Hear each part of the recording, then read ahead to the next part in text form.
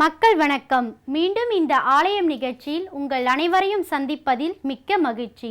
யாம் பெற்ற இன்பம் பெருக இவ்வையகம் என்பதே சமயத்தின் அடிப்படை கோட்பாடாகும். தீவினைகள் அகல, அறநெறிகள் பெருக வழிகாட்டுவதே ஆலய வழிபாடு. இந்த உண்மையை உணர்ந்த நிலையில் இன்றைய ஆலயம் நிகழ்ச்சிக்கு செல்வோம்.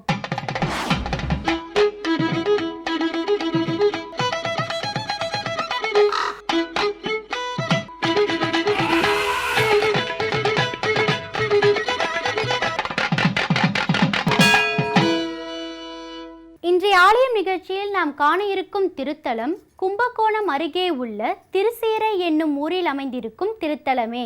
தேவார பதிகம் கிடைக்கப்பெற்ற தலங்களில் ஒன்றான இந்த திருச்சேரை பழமையும் பெருமையும் வாய்ந்தது. வாருங்கள், கோவிலை காணலாம். பூரியாவரும் புண்ணியம் பொய்கெடும், கூரிதாய அறிவுகை கூடிடும், சீரியார் பயில் சேரையுட் சென்னறி, நாரி பாகன்ற நாம நவிலவே என்று 7ஆம் நூற்றாண்டில் திருநாவுக்கரசர் பாடி பரவிய இறைவன் எழுந்தருளியிருக்கும் திருத்தலமே திருச்சேரை.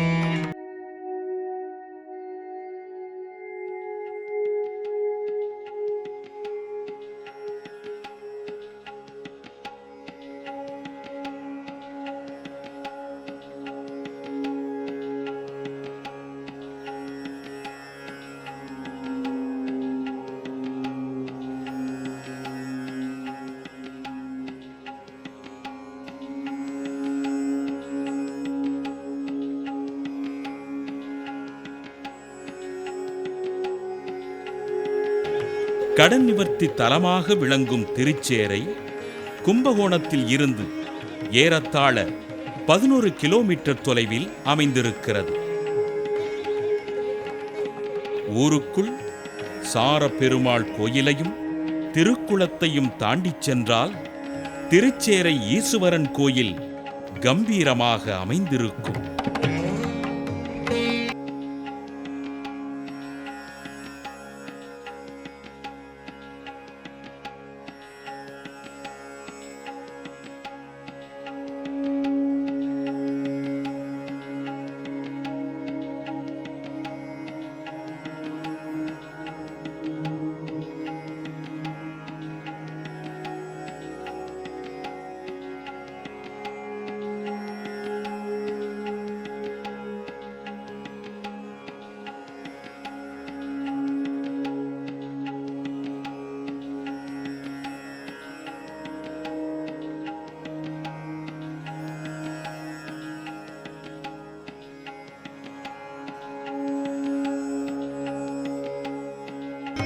காவிரியின் தென்கரையில் அமைந்துள்ள 127 திருத்தலங்களில் இதுவும் ஒன்று. சாரபரமேஸ்வரர் திருக்கோயில் மூர்த்தி தலம் தீர்த்தத்திற்கு புகழ்பெற்றது. இங்கே பிந்துசுதா தீர்த்தகுளம், மார்க்கண்டேய தீர்த்தகுளம் என்று அழைக்கப்படுகிறது. மாவிலங்கையே இத்தலமரமாக விளங்குகிறது. இம்மரம் 4 மாதங்கள் வெறும் இலையாகவும், அடுத்த 4 மாதங்கள் வெள்ளை பூக்களாகவும், அடுத்த 4 மாதங்கள் பூ இலை எதுவுமின்றி இம்மரம் காணப்படும்.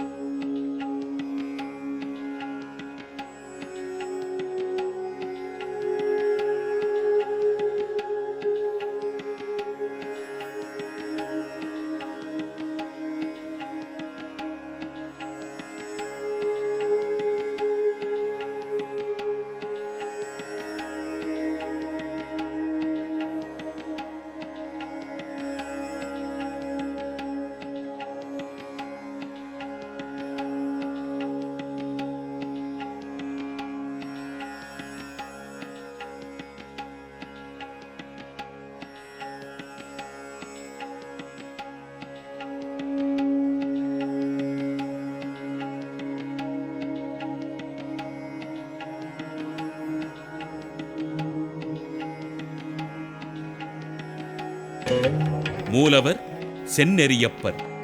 இவருக்குத்தான் சூரியன் வழிபாடு செய்ததாக தலவரலாறு சொல்கிறது.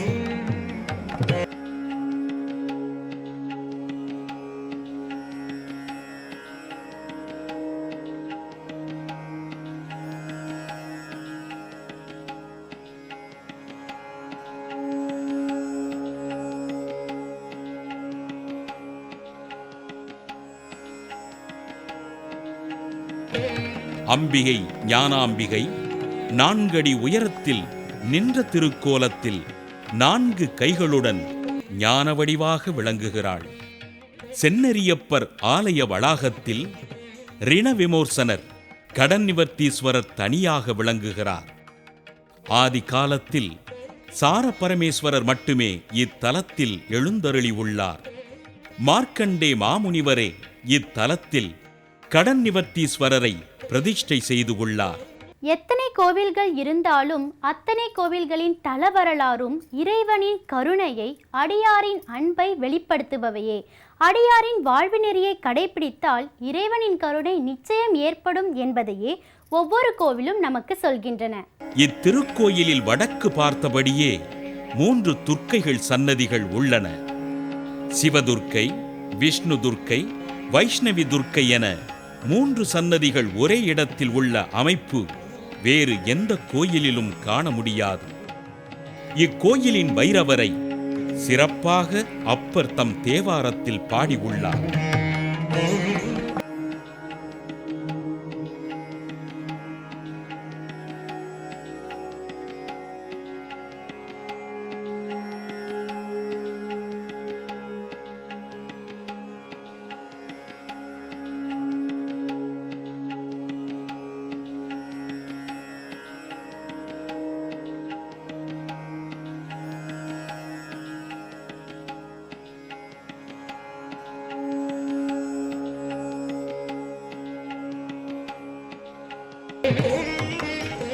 காக வாகனத்துடன் சனி பகவான் தனி சன்னதியில் இக்கோயிலில் எழுந்தருளி உள்ளார்.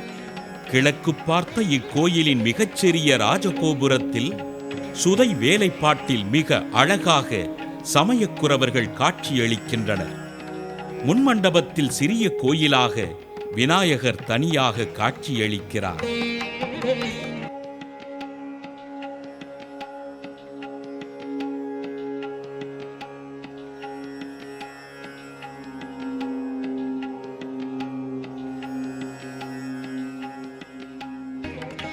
ஏறக்குறைய 15ஆம் நூற்றாண்டில் சோழ மண்டலத்தை ஆண்டு வந்த மாபெரும் சிவபக்தனான குலோத்துங்க சோழனாலேயே இக்கோயில் மிகப்பெரிய கோயிலாக கட்டப்பட்டுள்ளது என்று சோழர் கால கல்வெட்டுக்கள் தெரிவிக்கின்றன.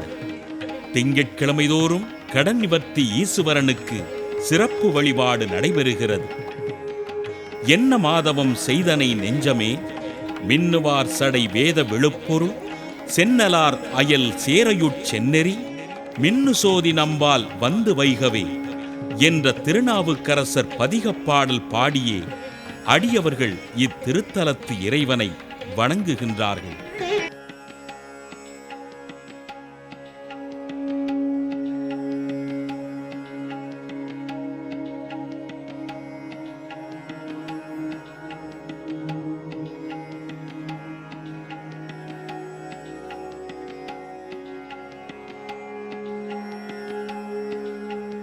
இன்றைய ஆலயம் நிகழ்ச்சியின் அடுத்த பகுதியாக வருகிறது திருப்புகழ். திருப்புகழில் எண்ணிலடங்கா பாடல்கள், ஒவ்வொன்றும் ஒவ்வொரு வகையில் இசை சிறப்பும் கருத்து சிறப்பும் தமிழ் சிறப்பும் வாய்ந்தவை. இனி இன்றைய பகுதியில் என்ன பாடல், என்ன சிறப்பு என்று பார்ப்போமா?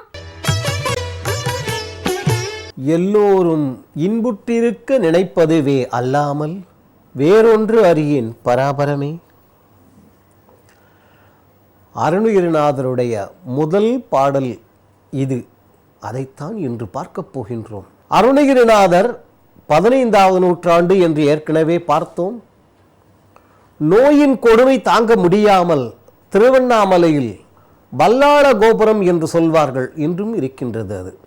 அந்த கோபுரத்திலிருந்து அவர் கீழே குதித்து தன் உயிரை மாய்த்து கொள்ள முயற்சி செய்தபொழுது ஆறுமுக வள்ளல் தன் திருக்கரங்கள் கொண்டு அருணகிரிநாதரை தாங்கி காப்பாற்றினான். அவருக்கு அருள் புரிந்தான். பாடு அப்பா, நான் எப்படி பாடுவேன், எப்படி பாடுவேன். இறைவன் முருகப்பெருமான் அருள் புரிய எழுந்த பாடல் முத்து முத்தாக பாடு என்று சொல்ல, தமிழில் அற்புதம் அற்புதம் சொன்னால் இதெல்லாம் முத்தை தரு பத்தி திருநகை அத்திக்கெரி சக்தி சரவண முத்திக்கொரு வித்து குருபர என போதும் முருகா. தெரிகின்றதா? அருணகிரிநாதருடைய முதல் பாடல். முத்தை தருபத்தி திருநகை அத்துக்கிரி சக்தி சரவண முத்தை குருவித்து குருபர என ஓதும். முத்தை தருபத்தி திருநகை அத்துக்கிரி சக்தி சரவண முத்தை குருவித்து குருபர என ஓதும். முக்கட்பரமர்க்கு ஜுருதியின் முற்பட்டது கற்பித்திருவரு 30 வர்க்கத்தமரர் மடி பேண. 10 தலை தத்த கனைதொடு ஒற்றை கிரிமத்தை பொறுதொரு பட்டப்பகல் மட்டு தீரில் இரவாக. 10 தலை தத்த கனைதொடு ஒற்றை கிரிமத்தை பொறுதொரு பட்டப்பகல் மட்டு தீரில் இரவாக. 10 தத்தை கடவிய பச்சை புயல் மெச்சு தகுமுல் பட்சத்தொடு ரட்சை தழுவது ஒரு நாள். 10 தத்தை கடவிய பச்சை புயல் மெச்சு தகுமுல் பட்சத்தொடு ரட்சை தழுவது ஒரு நாள். தித்தித்தைய ஒத்த பரிபுர நிறுத்த பதம் வைத்து பைரவிதி கொக்கனடிக்க கழுகொடு கழுதாட. தெக்கப்பரியட்ட பைரவரதொக்கு தொகுதொக்கு தொகுதொகு சித்திர பௌரிக்க திரிகடகையன போத. கொத்து பறை கொட்டக்களமிசி குக்கு குகு குக்கு குகு குகு குத்தி புதைப்புக்கு விடியன முதுகூகை. கொட்புற்றமுடனை வெட்டி பலியிட்டு குலகிரி கொத்து படவொத்து பரவல பெருமாளே. நமது வழக்கப்படி பாடலின் பிற்பகுதியில் பாடலாம். கூத்து என்று சொல்கின்றோம் அல்லவா? இளங்கோவடிகளுடைய அந்த நூலை பார்த்தால் புரியும். சிலப்பதிகாரத்தில் கூத்து அவ்வளவு வகைகள் அவ்வளவு அற்புதமாக சொல்லப்பட்டிருக்கும். அதை இங்கே இந்த முதல் பாடலில் சொல்கின்றார். ஏ முருகா, அந்த கிரௌஞ்சாசுரன் என்று சொல்லக்கூடியவன், அவன் நம்ம மொழி நமக்கு புரியும்படியா பார்க்கறதுனா ரொம்ப நல்லவன். தூங்கும்போது மட்டும், முடிச்சுக்கிட்டு இருக்கும்போது கேட்கக்கூடாது. நல்லவைகளுடன் எந்த விதமான பற்றும் தொடர்பும் இல்லாதவன். அப்படிப்பட்ட நல்லவைகளுடன் எந்த விதமான தொடர்பும் இல்லாத அந்த கிரௌஞ்சாசுரனை அழித்தாயே முருகா. போர்க்களத்தில் நீ ஈடுபட்ட பொழுது அங்கே அந்த தேவிகள் சொல்கின்றோம் அல்லவா, பைரவி என்றெல்லாம் சொல்கின்றோமே, அவைகள் வந்து கூத்தாடுகின்றனவாம். அவைகள் மட்டுமல்ல, பைரவர்கள், திக்குகளை காப்பாற்றக்கூடியவர்கள், அஷ்ட பைரவர்கள், அதாவது 8 பைரவர்கள் என்பார்கள். அவர்கள் தொக்கு தொகு தொக்கு தொகு தொகு தொக்கு தொகு தொக்கு தொகு அந்த மண்டல கூத்தை ஆடுகின்றார்களாம். அப்பொழுது அவர்கள் ஆடிய அந்த கூத்தின் பெயர் மண்டல கூத்து என்று பெயர். ஆடும்பொழுதும் சும்மா ஏதோ சாதாரணமாக ஆடவில்லை. திரிக்கட்டக்க திரிக்கட்ட கத்திரிக்கட்ட கத்திரிக்கட்ட கத்திரிக்கட்ட கத்திரிக்கட்ட கத்திரிக்கட்ட சொல்லும் போது கொஞ்சம் கட்ட முட்டாங்க என்று சொல்லிக்கொண்டே ஆடுகின்றார்களாம். அது மட்டுமல்ல, குகு குகு குகு குகு என்று கிழக்கோட்டான்கள் அங்கே அந்த ஓசை எழுப்பியபடி ஆகாயம் முழுவதும் விரிந்து பறந்து வட்டமடித்துக் கொண்டிருக்கின்றன. அது மட்டுமல்ல, குத்தி புதை, புக்குப்பிடி, முதல்ல குத்திடு, ஒழிச்சு கட்டிடு. அடுத்தது புக்குப்பிடி, எப்படியாவது உள்ள புந்து பிடி அவனை என்றெல்லாம் அங்கே ஓசைகள் எழுந்து கொண்டிருக்கின்றன. அப்படிப்பட்ட அந்த போர்க்களத்தில் அந்த கிரௌஞ்சாசுரனை மாய்த்தியே முருகா என்று சொன்னவர் பாடலின் தொடக்கத்தில் முத்தை தரு பத்தி திருநகை இன்று நம் எல்லோர் இல்லங்களிலும் தேவையானது. கணவன் வெளியில் போயிட்டு வந்தால் மனைவி இல்லை. அப்படி இந்த பத்தி என்கின்ற தமிழ் வார்த்தைக்கு வரிசை என்பது பொருள். முத்துக்களை வரிசையாக அடுக்கி வைத்ததை போல அந்த அம்மாவனுடைய தெய்வ யானையின் பற்கள் இருக்கின்றன. நுழையும் பொழுதே, வாங்க, என் முகம் ஆடி இருக்க, அலுவலகத்தில் அதிகாரி ஏதாவது மூஞ்சியை காமிச்சாரா, இந்தாங்க தண்ணி குடிங்க அப்படின்னு. அதை விட்டுட்டு பாரு, எத்தனை மணிக்கு ஆபீஸ் விடுச்சு, எப்போ வாழைப்பூவை மாதிரி மூஞ்சியை தொங்க போட்டுட்டு சரிப்பட்டு வருமா? அதனால்தான் முதல்ல எடுத்த உடனே முத்தை தர பத்தி திருநகை, முத்துக்களை வரிசையாக அடுக்கி வைக்கப்பட்டதை போல பற்கள். அந்த அம்மா அப்படி சிரிக்கிறார்களாம், தெரிகின்றதா? அதை விட அடுத்தது, சிவபெருமானுக்கு பிரணவ மந்திர உபதேசம் செய்தவன் நீ. அது மட்டுமல்ல, ராமாயண கதை 10 தலை தத்த கனைதொடு ராவண சம்ஹாரம் முடிந்து விட்டது. ஒற்றைகிரி மத்தை பொறுத்தொரு பார்க்கடல் கடைந்த பொழுது அடியிலிருந்து குருமாவதாரம் எடுத்து தாங்கினாரே மகாவிஷ்ணு அவர்களுக்காக, அந்த தகவலும் சொல்லியாகிவிட்டது. பட்டப்பகல் வட்டத்தீரியில் இரவாக அர்ஜுனனுக்காக பட்டப்பகலை தன் கைகளில் இருந்த சக்கராயுதத்தை வைத்து இரவாக்கியவர் மகாவிஷ்ணு. கிருஷ்ணாவதாரத்தில் நடந்தது. அது மட்டும் இல்ல, பத்தர்க்கு ரதத்தை கடவிய பக்தருக்கு ரதத்தை கடவிய என்றால் செலுத்தி என்பது பொருள். அர்ஜுனனுக்கு தேரோட்டியாக திருவல்லிக்கேணியில் பார்த்த சாரதி என்கின்றோமே, அப்படி அந்த ராமாவதாரம் எடுத்தவரும் கூர்மாவதாரம் எடுத்தவரும் கிருஷ்ணன் அவதாரம் எடுத்தவருமான அந்த மகாவிஷ்ணுவும் போற்றி பாராட்டும்படியான ஹே முருகா, எனக்கு அதாவது எனக்கு நீ அருள் புரிய ஒரு நல்ல நாளும் உளதோ என்கின்றார். என்ன பொருள் அதுக்கு?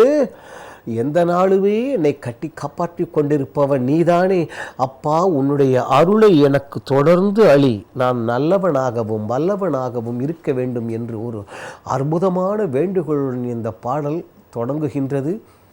அதையே நம்மை எந்நாளும் கட்டி காப்பாற்றும் அந்த இறைவனிடம் நாமும் வேண்டுகோள் விடுப்போம். நாமும் நலம் பெறுவோம், நம்மால் நாடும் நலம் பெறட்டும். என்ன நேயர்களே, இன்றைய ஆலயம் நிகழ்ச்சியில் இடம்பெற்ற கருத்துக்களும் காட்சிகளும் உங்களுக்கு புத்துணர்வையும் புதிய அனுபவத்தையும் தந்திருக்கும் என்று நம்புகிறோம். இந்நிகழ்ச்சி குறித்த உங்கள் கருத்துக்களை எங்களுக்கு தெரியப்படுத்துங்கள். மீண்டும் வேறொரு ஆலயம் நிகழ்ச்சியில் உங்களை சந்திக்கும் வரை உங்களிடமிருந்து விடை பெறுவது சரண்யா. நன்றி, வணக்கம்.